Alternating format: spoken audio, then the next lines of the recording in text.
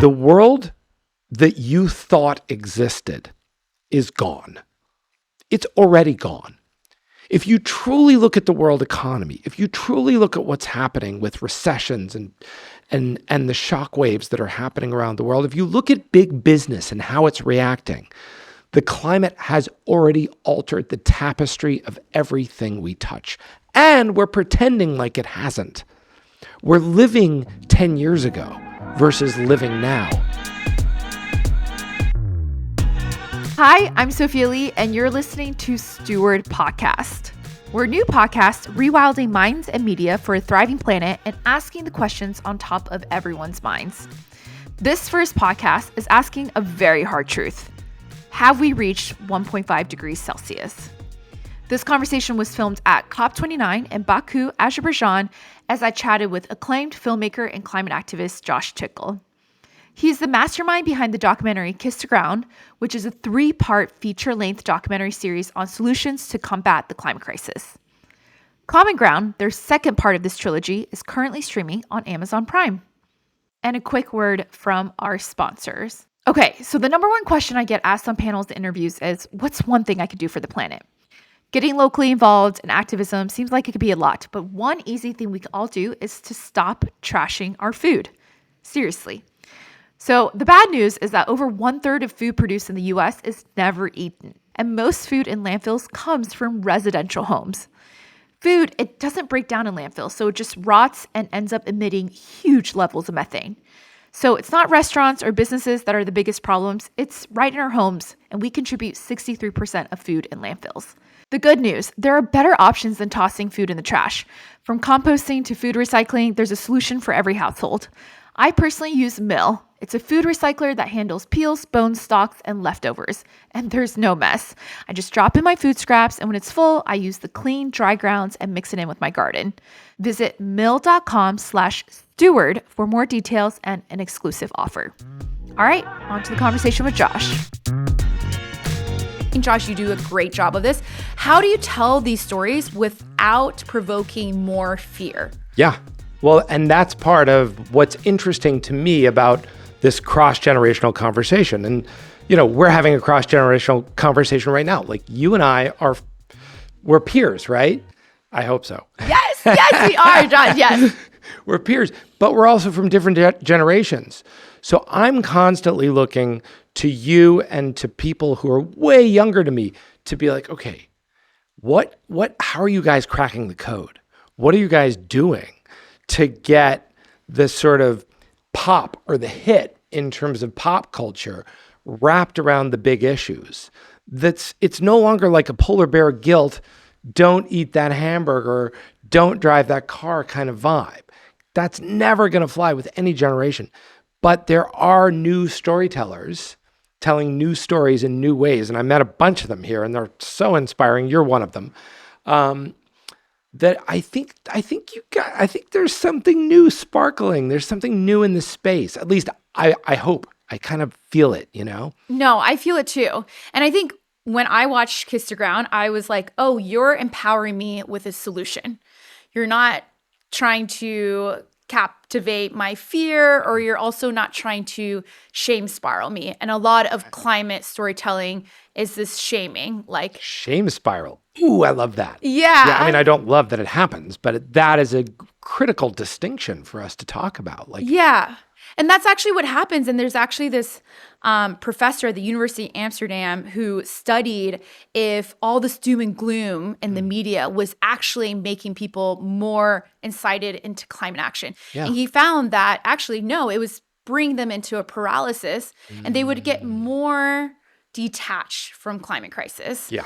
So you have to use stories, solution-oriented storytelling to empower the people. Like, shame will never work. Like, if you have kids, if you shame them, they might do it once, but they're not going to learn from it. You're not going to shame people to change their habits. You're not going to shame corporations. They keep them accountable. Mm-hmm. Yes, mm-hmm. Accountability and shame is a little bit different. Well, we resent shame.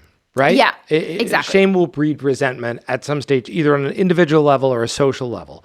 So if shame's not going to work, and really that was kind of the philosophy from An Inconvenient Truth forward. Yeah. That was like the first 15 years of the climate movement was like all the way up into Paris. It's like, you should feel ashamed of, and even BP played into that.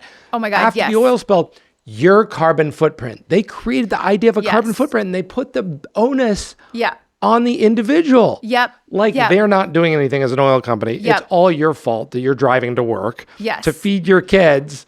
You got to be responsible for that. Yes. Which is just such the pot calling the kettle black.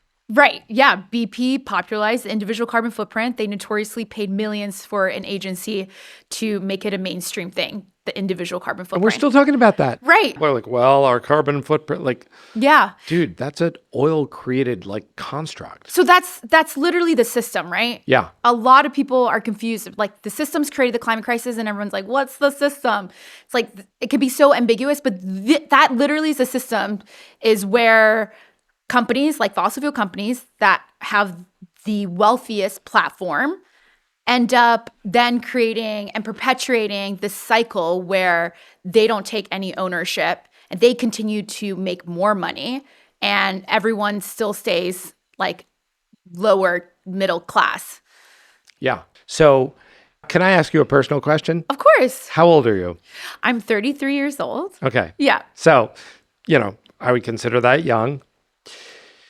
Do you have moments of extreme hopelessness and or extreme climate anxiety? Yes. Yes. All the time. All the time. I wouldn't say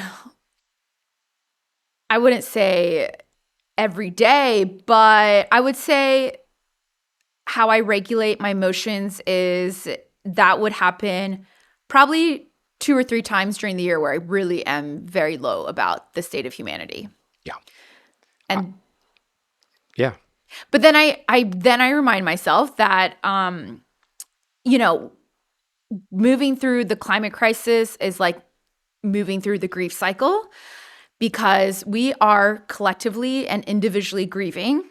And I think a lot of us have gone through individual grief moments, but society, governments, leaders, they've never helped us understand how to go through a collective grieving moment. And we are collectively grieving because we're in our 6th mass extinction right now. Yeah. We've passed 6 out of the 9 planetary boundaries. We see, our backyards completely shifting right before our eyes. And with the individual grief cycle, there's 7 stages of the grief cycle. And oftentimes you start in anger, shock, denial, despair, loneliness. And then you work your way through, and then you're in acceptance. And, if you've ever loved a personal lost one, you know that once you move to that stage of acceptance, it's not like you forget about that person. You just accepted it. Like, I've accepted that I will never see my grandfather again, but he's here with me, right? And so it's it becomes an acceptance. And I think when I get to those really low moments, and again, if you've ever lost a personal loved one, you move back through these stages constantly because we're emotional beings. So this is normal, and you'll have good days and bad days and stable days and unstable days. And so that grief follows you, and it's constantly there. It's not like it ever disappears. So I think that's the collective grieving moment we're having right now, where a lot of us are still maybe in the denial stage or the anger stage or the lonely stage. And I find myself back there, and then I try to move my way through to get into acceptance again. Because once you're in acceptance, you have the reality and the structure to move into action. Which is where the power is. Yes. Yeah.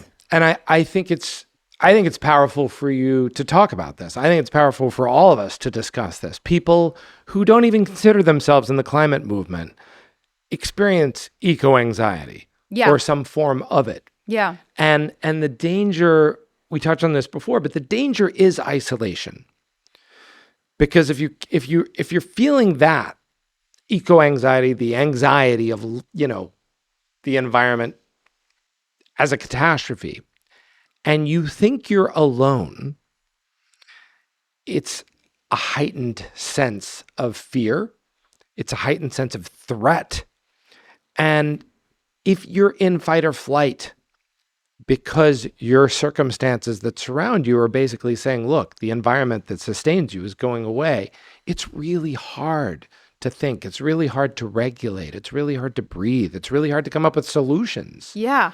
So can I ask? Yeah. How do you regulate yourself in the movement? Because you've been doing this since, you were in your teenage years. So how do you regulate yourself? And how do you still, after decade and decade and decade, this is only like, my first decade doing this, but you've been doing this for decades. 4 decades. 4 decades. To be exact. So how do you not lose that seedling of hope and not also be naive to it all as well? Yeah. Wow, that's a real powerful flip of a question. The truth is, I have dark moments. Sure. And they're palpably dark. Like, I'm sure a clinical psychologist could look at me and say, look, you're clinically depressed. I'm like, well, I don't know if you've seen the world recently. I don't know if you read the white papers that I read or talk to the scientists or go to the places that I go to, but it's kind of bleak, on one hand, certainly. And I had a long period of time where I would beat myself up for those moments and those periods of time. And only recently have I come to be like, that is natural. That is because you are alive and you are aware. Right. And I think the deeper we feel, the more empathy we feel, the darker those moments are going to be. Yeah. We push the darkness away because it's not socially acceptable to be depressed about the climate. Who wants to talk to that person at the cocktail party? Right. Put them in the corner, But what if we flipped that script and we said, hey, how many people are actually let's deal with the veneer of that it's all okay, take that away, give you permission for a minute to be depressed about the state of the world that you're handing to your children, or be depressed about the state of the world that you got as a young person. I think we have to go through it. I think we have to go smack dab into that storm of emotion. And if it's happening, I think the most important thing is to have community and friends who are supportive of your experience around what's happening in the world. Because if you are isolated, and I've been in that space, it can be damaging long term, right? So, I've been an environmentalist for 4 decades. And I've had to deal with some really hard moments of choosing to stay in the movement. And there have been many times when I wanted to leave. There have been times when I shut my eyes and I was like, I can't deal. I don't want to even read my own books. I don't want to watch my own films. I don't want to even look at the stack of papers on my desk anymore. And what I realized is that's also healthy. Yeah. And that's also okay.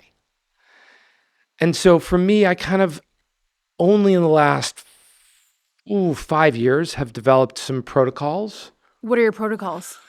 Where I'm like, okay, I can feel the darkness coming in. And did you have a playbook? And yeah. So if I feel the darkness, I've got kind of a little toolkit, right? Okay. One thing is, this is going to sound woo-woo, earthing. Yep. Okay. Literally, take your shoes off, walk around the backyard, find somebody else's backyard, find some green, go to a park, walk around without your shoes on. Beach, always great. Because as tactile people, we need sensation. Yeah. And when you have sensation and you're touching nature, all sorts of things happen, from bacterial exchange through the soles of your feet to actual negative electrical exchange that regulates your body. Yeah. Very, very basic stuff. So that's one. Wait, can I just say that science has proven that earthing actually works and changes your the chemicals in your brain. They've been able to study that. Yeah. And I mean, even if you didn't need science to prove that, we are constantly everything's energy. That's scientific. Yeah. We're vibrating Yeah. at a certain frequency. Earthing, nature, soil, they vibrate at a certain frequency. We are nature. When we touch it, we feel like we're connected. But then the whole point of the systems is that we're like so disconnected from it, where we're in these, again, concrete buildings, wearing these clothes, eating these food that disconnects us from that frequency. So it's like, imagine if you were like an instrument that was always being played off tune, you would feel so out of whack. Like there would be so much tension there. Yeah. So like, again, I always try to bring it back to the systems because these are the systems that make it so hard to be human. Yeah. Yeah. Okay. So what else besides earthing? So earthing, exercise for sure. Yeah. Which, whatever your jam is, whether it's running or yoga or cycling or, weightlifting, whatever it is, that is super regulating for me personally. That's a big one. If I'm feeling the darkness, I'm like, oh, it's been a few days since I worked out. Okay. All right. Yeah. Because you can kind of get out of your body. Yeah. You want to get back into your body.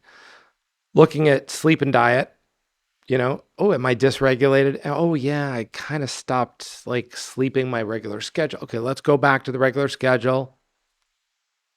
Food, sugar. Am I eating sugar again? Okay, a lot of sugar. Okay, got it. It's just bringing things back to center. And then the other thing is giving myself permission to walk away. Like if you're in the rabbit hole of what's going on with our planet and it gets dark, get out of the rabbit hole. It'll still be there when you go back. It's not going anywhere. Right. But you can binge watch some dumb TV, Yeah. You can go out with friends. You can go to dinner. You can go for a walk. You can take your dog for a walk. You don't have to stay there, right? It'll be there when you get back. Yeah. So taking a moment to just reset, recalibrate, get in touch with the parts of life that give you joy. And then when you're like, okay, I'm ready, then you go back when you're recharged. So that for me, more recently in my journey, has been literally a lifesaver. Give myself permission to go there when it's dark. And when it's feeling a little too dark, give myself permission to just totally disconnect from it. Yeah. I love that. Just, giving yourself permission. So, regeneration, allowing the parts of the organism to regenerate while the other parts, take over. Well, yeah. See, I told you we're going to go there, and we've gone there. We're gone there. We went deep. We went deep. I love it. It's good stuff. Okay, I want to ask you a question. So you said this at the beginning, belly of the beast. We're here in the belly of the beast. We are. What do you think the beast represents to you? Well, we talked about systems. Yeah. Right? And as I said, I've been a climate activist in some way, shape, or form since I was very young. My mother dragged me to a protest when I was 6 years old. That was in the early 80s for people who want to do the math. So I grew up partially in Louisiana. Yeah. It's called Cancer Alley, the place where I grew up. There are 150 petrochemical facilities in a 100-mile stretch of land that roughly goes from Baton Rouge to Houston. Wow. It's where about 50% of America's gasoline gets made. Wow. The pollution is so bad. There are playgrounds near most of these oil refineries because they love to fund, schools and playgrounds. You see children playing in the foreground of one of these things. The toxic ash that comes out of these big belly of the beast, the big monsters, these huge metal structures, is so strong, it will literally burn your lungs and your eyes just by being there. You can feel the burning. It's a constant onslaught of a cocktail of petrochemical toxins. So for me, growing up at a very young age, I was always super clear about what the beast looked like, how the beast performed, what it did, and what it didn't care about, specifically nature and humans. That hasn't changed too much for me. So the beast is these petrochemical companies. It's corporations that exploit nature and people. It's the systems. I think all of that is an expression of something much deeper. Yeah. We've based pretty much everything in the modern world on extraction. We have an extractive economy. That's how we built capitalism. Yeah. If you go back and you look at Adam Smith, The Wealth of Nations, sort of the basis of capitalism, the book is largely based on extraction. You take resources from somewhere, you create wealth. Wealth is let's just call it stealing of resources and then selling it to somebody else. That was a great idea when the new, quote unquote, new world was being settled. There was pretty much infinite timber, infinite metals, infinite ore. The Europeans looked around, they're like, we've got infinite people that we can enslave. It's infinite. There's no end to it. Let's write a book to tell people how to do it. Yeah. That's why it's called colonization. Yeah, exactly. Ironically, that was published in the same year as the Declaration of Independence of the United States. So the fusion of, quote unquote, tabula rasa, a nation that was brand new, that was born anew. Of course, it wasn't new. There were people here for a long time, but it was a new piece of paper with this idea of this is how you build wealth, created this meteoric and unstoppable new paradigm. And the experiment's coming to a close. So yes, the beast for me might have looked like those oil refineries. For somebody else, it might look like, some digital corporation that's taking over their village, right?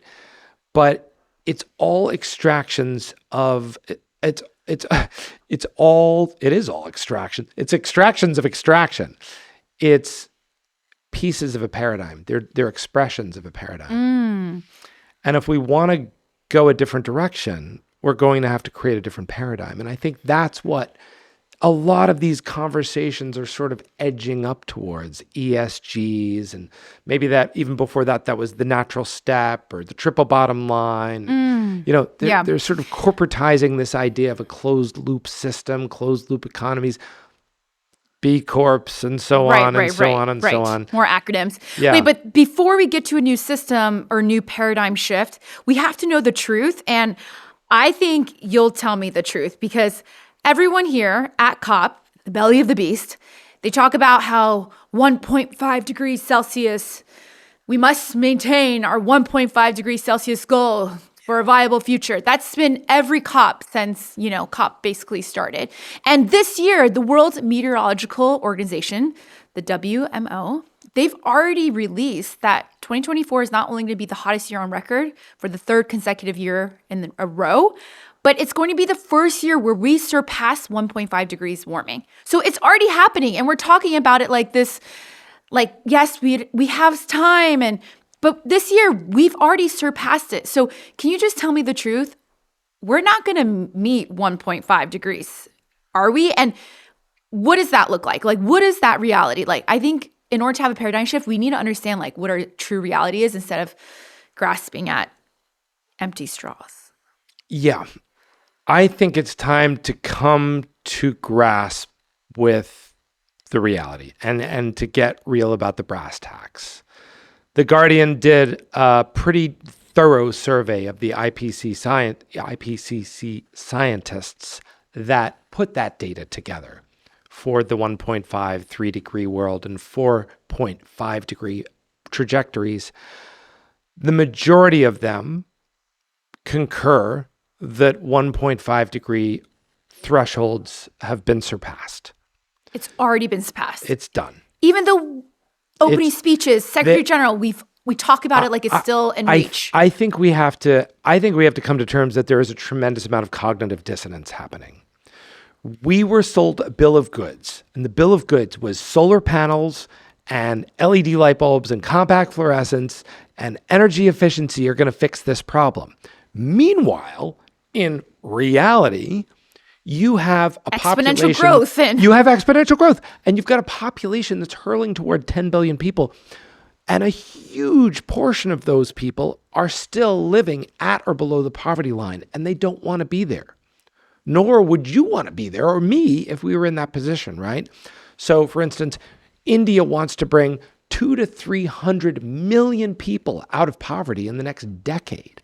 Yeah. They want to essentially bring almost as many people as live in the United States out of poverty in 10 years. It's unrealistic to think that that will happen without fossil fuels.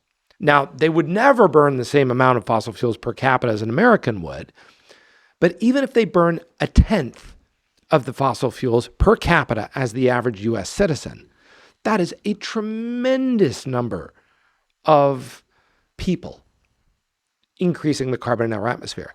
So I think it's more helpful to look at this from this perspective. The world that you thought existed is gone.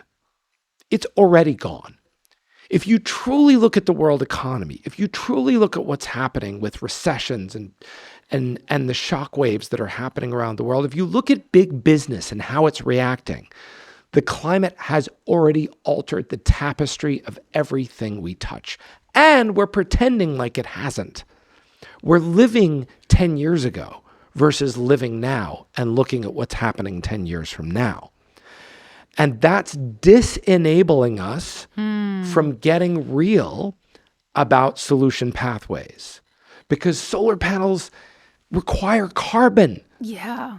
Electric cars require carbon. Anything you manufacture is going to require maybe less, but it's still new carbon that you're adding. Yeah. And no one wants to talk about the legacy load that's in the atmosphere, which is roughly 1,000 gigatons, right? Right. A teraton. Yeah. So solar panels aren't going to take that out of the atmosphere. So we Wow. have trapped ourselves in a paradigm of circa 2010 thinking, and the future is coming. Oh my gosh. And unless we expand our minds radically, the reality of the world and the context in which we're living are totally going to be disconnected, and we'll totally be unprepared for what's happening. And if you look at North Carolina and you look at Spain and you look at everything that's happened in the past year with climate catastrophes, they were totally unprepared. Right. Because they're not living now. And now, this is not Earth 1.0. This is Earth 2.0. And we created it. We made this new Earth. But we're not yet realizing that that's the Earth we're living in. Okay, thank you so much for just telling the hard truth, because I think it's really hard to be in these conferences when it's like, this is still reachable, this is still possible, this is still our goal, when everyone has already, like, again, it's the disasters are already happening so fast, we can't keep up with it. The bus left the station. The bus left the station. It's gone. Like, yeah, and they're all standing we're the around. last ones at the party. Yeah. Like, it's, Yeah. this is so much easier. It would just be so much easier to grapple with and actually know how to move forward if, like, we all just aligned that we surpassed this. So what should we be talking about at this conference if it's not solar panels and phasing out fossil fuels? I mean, of course, that's part of the conversation, but what do we actually need to be getting into? I think we're at a tipping point. Yeah. Not just with carbon emissions, but with consciousness. Yeah. We have resigned ourselves to thinking that doesn't work, and we've doubled down on it. We're literally at the Vegas gambling table. We're losing money, and we're piling more money onto the same number that we're losing money on, going, it's going to work. Trust me, we're going to come out ahead. It's like, dude, you just put $1 million on black after you lost 10 million. Like, Oh my God, yeah. you're not going to win, right? Dude, you're also drunk, like. Yeah. And you're high on whatever, The you know, systems. you're high on the idea that Adam Smith and extractive economies can actually solve the problem that an extractive economy created in the first place. Right. Got to take a step back, man. We have to take a step back and look at the problem from a much bigger perspective. Very simple. There's too much carbon in the atmosphere. There's only 3 places we can put it: the air, the water, or the land. Well, we're not going to put more in the ocean. That's already acidified. Carbonic acid is through the roof. The air, we've pretty much dumped as much as we can physically dump into the atmosphere without catastrophic, feedback loops. that leaves us one place. We're going to have to put it in the ground, period. Right? And direct air capture, blah, blah, blah, blah, blah, all that stuff that the petroleum companies have come up with to sort They're of distractions. the new smoke screen of like, Yeah. let's put billions of dollars of government tax money into Right. this. It's like trying to empty Lake Erie with a teaspoon. And maybe that technology will get there, but the prediction is 25 years before cost competition. So we literally have one option, and it's the one option that no one is talking about at the level of NDICs and negotiations and the actual agreement, and that's biosequestration. It's the natural systems of Earth that we can manage to bring carbon down. And as we know, soil can store carbon for thousands of years if it's done correctly. It is not a permanent carbon store per se. It cycles, right? But we got to create a bridge. The one thing that we need is time. So This will buy us time. how do we buy ourselves time? That's the question they need to be asking. Instead of, let's put more solar panels into the third world, which doesn't have the money for solar panels. Or let's exchange more carbon credits. Which, look, the carbon credit market, it could be something that helps this process. It could help biosequestrate. It could pay farmers to put carbon in the ground. Poor farmers, like in India, where the average wage is $2 a day, right? $2.50 a day is a big leap forward for those people. So I think we have to still keep all the solutions on the table, but we have to bring the elephant into the center of the room versus pushing it out to the side. Agriculture accounts for 25% of the emissions, but if you aggregate the transportation, the refrigeration, all the ancillaries that take to get our food to our plate, it's 40% of the greenhouse gas equation. When we start doing regeneration, we take that to zero. And then we start to push it into the negative. So I don't know about you, but if I was in charge of a climate conference, I would want to do the one thing that takes carbon out of the atmosphere. That would be my strategy for running the show. And I'd be like, great. How much carbon is everybody committing to putting in their soil? Right. Let's have that column be on the balance That's sheet. your NDC. That's your, Yeah. you can still reduce your emissions, but you're never going to get to zero. Yeah. Not in our lifetimes, not like this. Yeah. Oh my God. I just want to kiss soil. It's kiss They're the ground. missing Obviously. half the balance sheet. It's Yes. literally like running a P&L. Yes. And you're not counting half of the balance sheet. How are Right. you ever going to come out ahead? Yeah. So that Yes. Okay. from Thank my you. 40 years, that's my contribution. No, thank you to for the actually climate telling me the hard conversation. truth. Thank you, Josh, for going inside the belly of the beast and telling the hard truth. This is what we should be talking about. This is what everyone wants to know. I actually have such a sense of relief now because I'm like, oh, I don't have to hold on to that 1.5 because it's unattainable right now. Yeah. I'm like, okay, it's a huge relief because now I'm like, let's just move forward. Yeah. Okay. Yeah. Wow. And so the last thing I'll cap this off with, Yeah.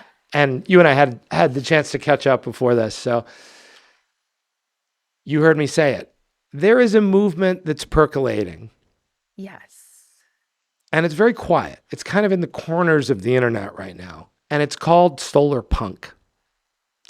And it eschews the kind of apocalyptic steampunk, okay, we blew up the world, maybe we nuked it, and we've gathered these machines, and now we live in this grungy world. And it says, well, look, let's not do that.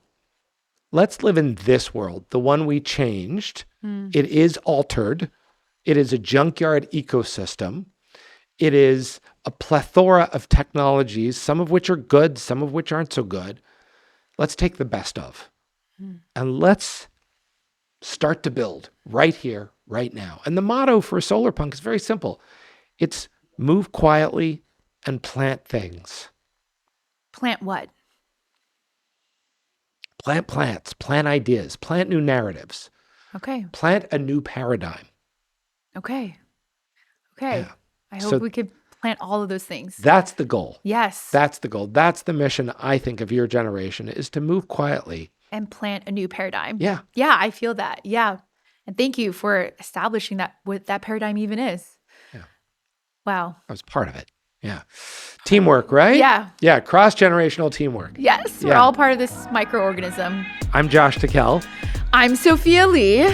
And this has been a great conversation. Thank you so much. Thank you.